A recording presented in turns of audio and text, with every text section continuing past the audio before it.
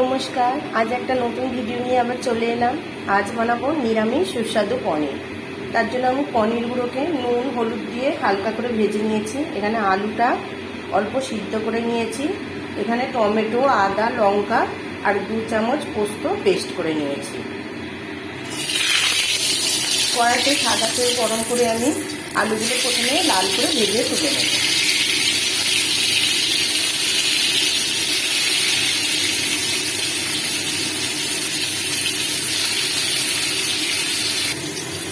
আলুগুলো লাল করে ভাজা হয়ে গেছে, এগুলো আমি এবার একটা পাত্রে তুলে নেব।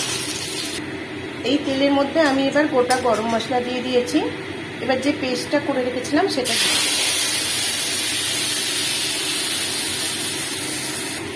পেস্টটা কষে নিয়ে আমি এতে নুন হলুদ দিয়ে জল অ্যাড করে দেব।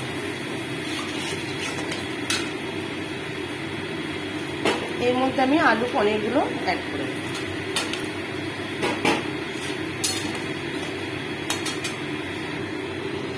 ওপর থেকে আমি গরম মশলা ছড়িয়ে দিয়েছি আর 2-1 দানা চিনি দিয়েছি। আমার রেডি হয়ে গেছে আজকে নিরামিষ পনির। ভিডিওটা কেমন লাগলো অবশ্যই জানাতে ভুলবেন না। সবাই ভালো থাকবেন।